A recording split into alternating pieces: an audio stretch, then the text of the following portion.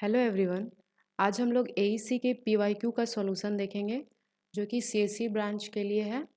Year 2022 का paper है। इस चैनल पे आपको अपकमिंग वीडियोस में सारे सब्जेक्ट के पीवाईक्यू का सॉल्यूशन देखने को मिलेगा, तो आप इस चैनल पे बने रहें और आप अपने दोस्तों के साथ भी शेयर कर दें। तो चलिए फर्स्ट क्वेश्चन की ओर बढ़ते हैं। पहला क्वेश्चन है हमारा, for a base current of 10 microampere, what is the value of collector current in a common emitter if beta dc is equal to 100?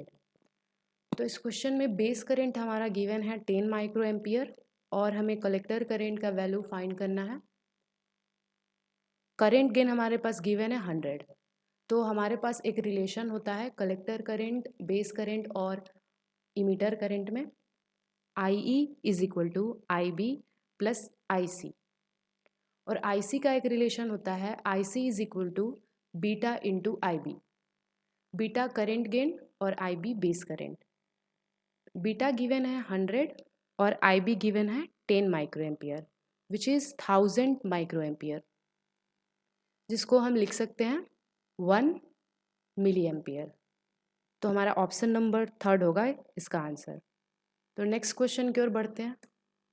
Second question है हमारा, if an amplifier with a gain of -1000 and feedback factor beta is equal to -0.1 had a gain change of 20% due to temperature, the change in gain of the feedback amplifier would be। तो हमारे पास amplifier with gain given है -1000, negative feedback factor given है 0.1 और gain change हमारे पास है 20%। तो हमारे पास इसका फॉर्मूला होता है SCL is equal to SOL upon 1 plus A beta, जहाँ पे हमारा जो SCL है वो क्लोज लूप के लिए होता है और SOL जो होता है वो ओपन लूप के लिए होता है। A हमारा यहाँ पे गेन है और बीटा फीडबैक फैक्टर है। तो हम इस फॉर्मूले पे अप्लाई करेंगे। तो हमारा SOL गिवन है 20 और गेन गिवन है -1000 और बीटा गिवन है -0.1 विच इज 20 अपॉन 1 प्लस 100। तो फाइनल आंसर हमारा हो जाएगा 20 अपॉन 101। तो इसका आंसर हो जाएगा option number 3, 0.2%। So third question की ओर बढ़ते हैं। और trivalent impurity has valence electron, मतलब ट्राईवैलेंट इम्प्यूरिटीज़ में कितने वैलेंस इलेक्ट्रॉन्स होते हैं? ट्राईवैलेंट इम्प्यूरिटीज़ में 3 वैलेंस इलेक्ट्रॉन होते हैं। ठीक है, नेक्स्ट क्वेश्चन की ओर बढ़ते हैं। Zener diode are used primarily as, Zener diode को as a voltage regulator use करते हैं हम लोग। तो इसका आंसर हो जाएगा ऑप्शन नंबर 2। तो नेक्स्ट क्वेश्चन की ओर बढ़ते हैं। Peak inverse voltage of diode used in half wave rectifier is, peak inverse voltage किसको बोलते हैं? Maximum voltage across reverse bias diode is known as a peak inverse voltage. तो यहाँ पे PIV का जो वैल्यू होता है डिफरेंट रेक्टिफायर्स में लिखा हुआ है। तो हाफ वेव रेक्टिफायर के लिए जो PIV है वो VM होता है। Full wave centre tap rectifier के लिए 2 VM होता है और फुल वेव ब्रिज रेक्टिफायर के लिए VM होता है। तो यहाँ पे हमारे पास क्वेश्चन में हाफ वेव रेक्टिफायर के लिए पूछा गया है, तो हमारा आंसर होगा VM which is option number 3। चलिए बढ़ते हैं नेक्स्ट क्वेश्चन की तरफ। For every 10 degree Celsius increase in temperature the reverse saturation current of A PN junction will be increase by.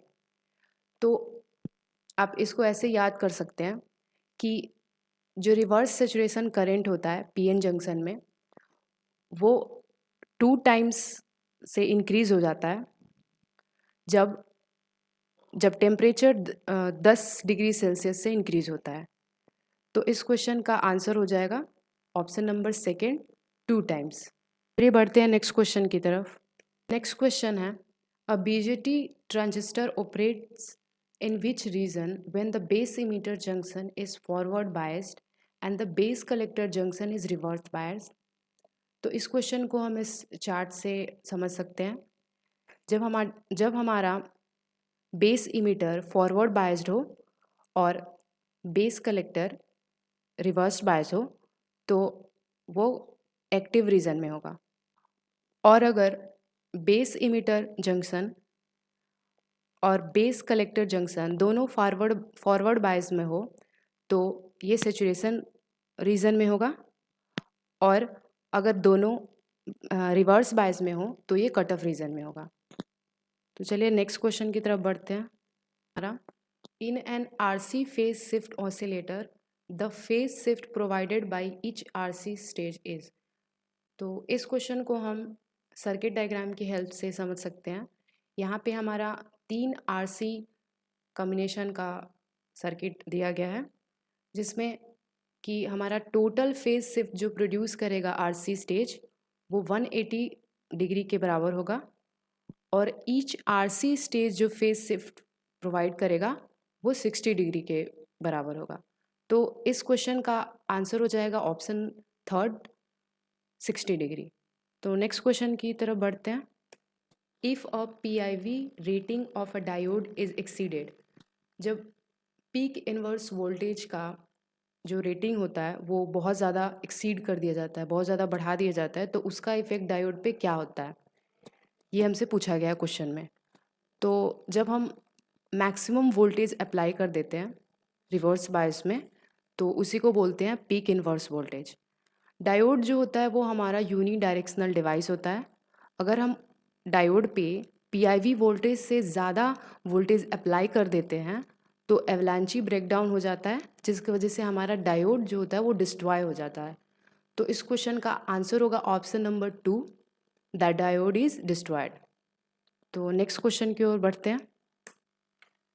Next question है हमारा जिसमें ड्रेन करेंट गिवन है 9 milli ampere और गेट टू सोर्स वोल्टेज है 0 volt, VP है, pinch of voltage given है -3.5 volt, और हमें फाइंड करना है ड्रेन करेंट। तो ड्रेन करेंट का फॉर्मूला होता है IDSS into 1 minus VGS upon VP का होल स्क्वायर। तो इसका कैलकुलेशन हम इस तरह से कर सकते हैं, 9 इंटू 1 माइनस VGS गिवन है 0 और VP गिवन है -3.5 का होल स्क्वायर। ये वाला टर्म हमारा 0 हो जाएगा, which is equal to 9 into 1 minus 0 का होल स्क्वायर। फाइनल आंसर हमारा हो जाएगा 9 मिली एम्पियर।